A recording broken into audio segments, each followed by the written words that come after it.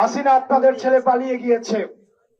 গোপালগঞ্জকে যদি উনি ধারণ করতেন তাহলে ভারতে না গিয়ে উনি গোপালগঞ্জেই আসতেন।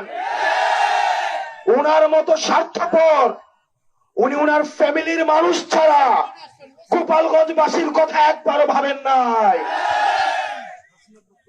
প্রিয় গোপালগঞ্জবাসী, গোপালগঞ্জ বাংলাদেশের হয়ে উঠতে পারে নাই, আপনারা বাংলাদেশের হয়ে উঠুন।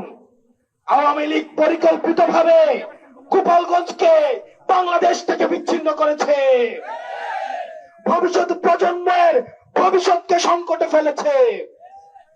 আমরা গোপালগঞ্জবাসীকে আশ্বস্ত করতে চাই, গোপালগঞ্জ বাংলাদেশের, ফেনীও বাংলাদেশের, বগুড়া বাংলাদেশের, বাংলাদেশ এই 64টি জেলার সমান অধিকারের জন্য লড়াই করবে।